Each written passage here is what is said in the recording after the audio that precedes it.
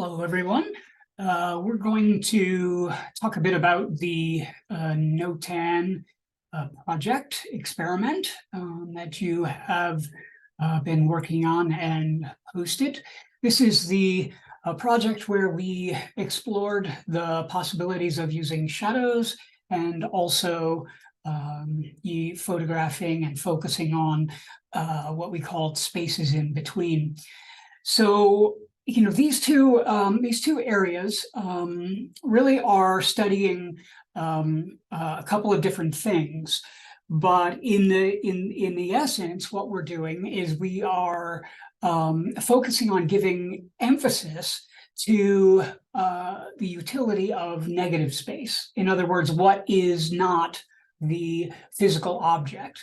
So we have shadows, which are the result of an object blocking light, or we have spaces in between, which are created by two or more objects that are being arranged within a two-dimensional composition.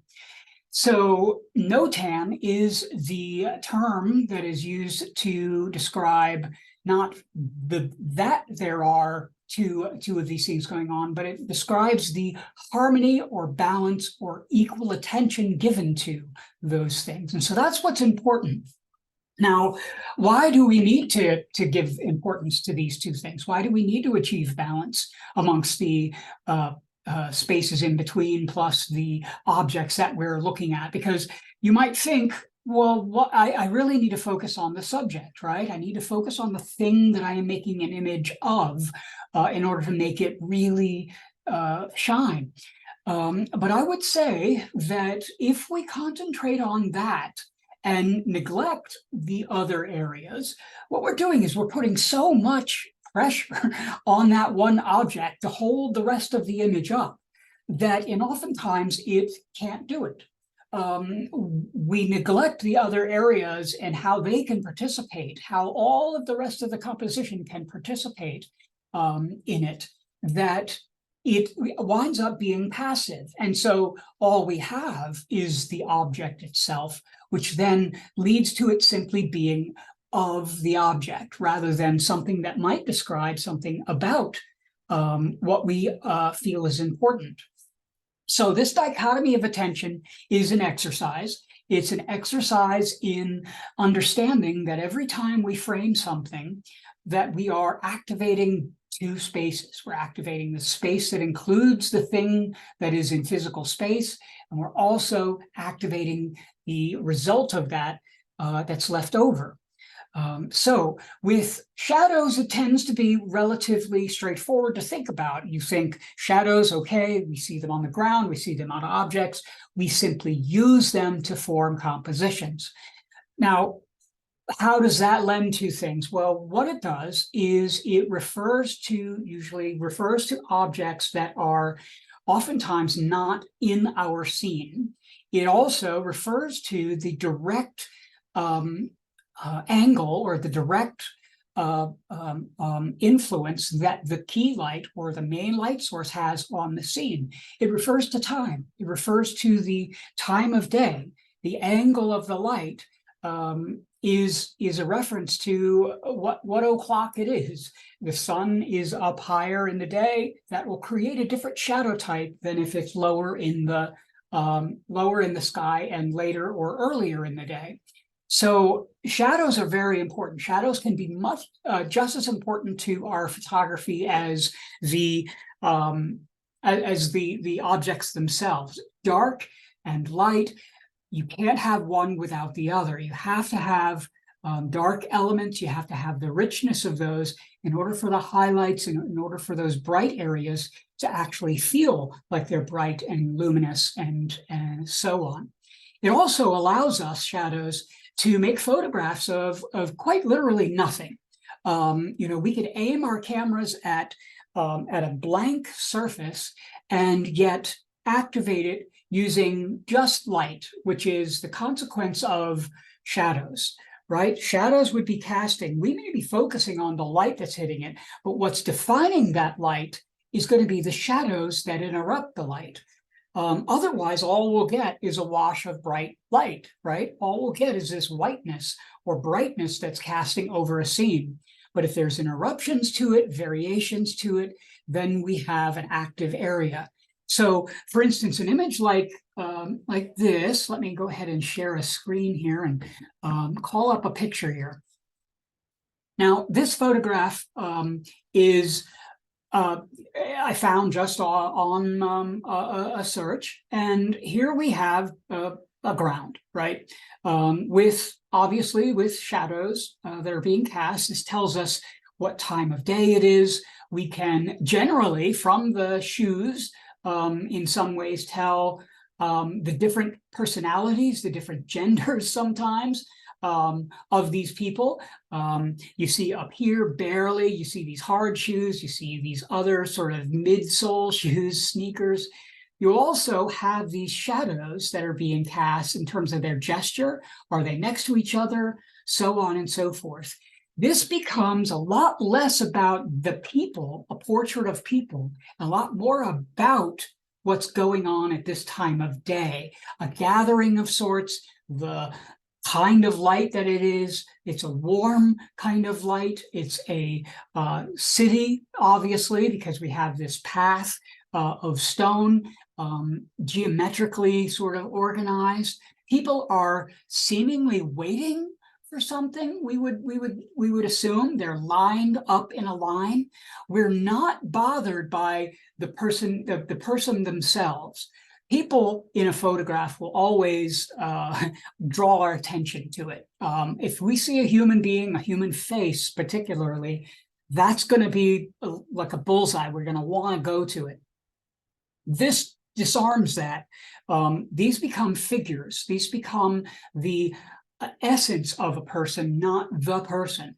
So shadows can be very powerful when we use them in this way. If this was shot at a different time of day, we would have shorter shadows.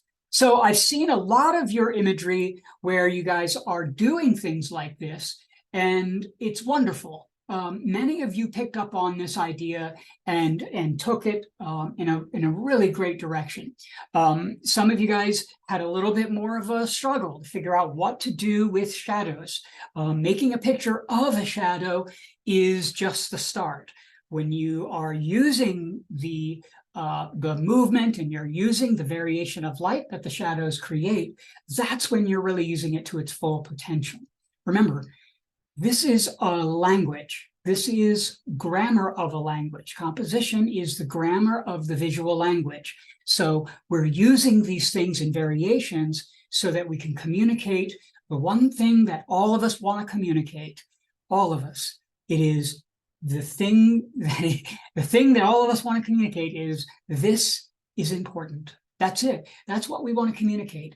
And the word this is the unique part of it. This is different for me than it is for you. So that's the part about the shadows that we want to concentrate on. And we always want to be using that. We always want to be considering the light versus the dark, and in combination with it, how am I organizing those things? The other part had to do with in-between spaces. And this is a little bit more maybe difficult for you guys to have gotten your heads around, because it's a bit more of an advanced idea. This really forces you into this idea of a dichotomy of attention, where with each mark, with each positive area, you're also going to create this other space. There's a lot of ways to approach this, but the most straightforward way to approach is to think about it in the context of shape. Shapes will help you to break down a composition into these various forms so that the positive and negative shapes will start to interact in more of a balance. And how to do this would be to allow elements to break the plane. Basically, as my hands are doing, allow my hands to go off the edge of the picture plane. And the more I do that, if I engage a composition that breaks all four of the picture planes, what I'm doing is I am activating all of those and creating interior shapes that will then will be capable of reading them as a closed shape rather than these open areas. And a very easy example of how that can work would be something like this. I'm going to show you a beginning image first. And here it is, just a bird on a wire there, or on a tree, not a wire, bird on a tree. And this is a fine photograph, and this is a type of photograph that a lot of you guys went for, and that's awesome. This is a good instinct to be going for that, because clearly you're looking at this shape, and you're thinking, okay, so I'm looking at these spaces, and aren't these spaces in between? And sure, you're exactly right. But what about all of this stuff out here?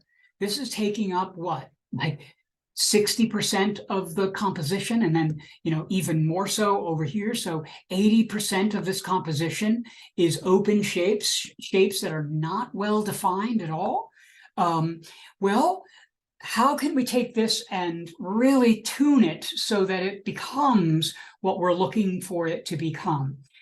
The most simple thing to do would be to come a few steps closer and allow objects to break the picture plane in multiple parts of the composition. So I didn't make this photograph, so all I did was crop it just a little bit proportionately so that you wouldn't get so much of a dramatic thing. But yes, I cropped this just for the example. I know I don't have you guys doing that, but in order to do that, by doing that, you'll see that it now creates this sort of grid of shapes that otherwise we would not have had. So by moving these into just a bit closer, I rotated it slightly as well. You can see now that I have equal balance on all of these elements. You can see now that these shapes are now extremely active, right? I've got a shape here that moves you around. Now these lines are simply there to define these shapes, not the other way around. So something as simple as this activates the space in a way that creates that sort of defines the entire composition, rather than in the other example where we're only identifying a portion of the space, like 20% of the space here. All of this space isn't participating. Now, of course, depending on what we'd be using the image for, this might be space where we need text. You might be doing this for a graphic artist who needs space over here, and so that would be a consideration. But in that case, you would be activating this space. You would be creating an element here which would be contained. So either way, what you're doing is you're activating all of the spaces and giving consideration to that. Spaces in between really are all about looking at the consequence of those objects. So when I'm looking at your work and you see your individual observational videos, I'm going to be talking a little bit about that stuff. I'm going to be pointing out little areas where I think, oh, if we had come in here, if this was a little bit modified. This really, a lot of times, doesn't have a lot to do with the quality of the image you're showing me. In a lot of ways, the images that you show me are wonderful, fantastic, useful, beautiful. But when we're talking about it in context with the objective of the experiment, I'm pointing out things that we could do to improve toward the experiment, not necessarily a critique on the image itself, because a lot of the images themselves are wonderful. What we want to be able to do is target our efforts toward a particular intention so that we can aim what we're doing at something, rather than just sort of hope we can accidentally be creative. So that's what I have for a basic overview of what we're looking at in this shadows and in between spaces project. You will be able to find your Notan reviews. I created a combination of the rhythm and repetition videos along with the Notan. So I did observations of both of those postings at the same time. So you will see me talking about both of those in your videos. All right, we'll see you in studio. Bye now.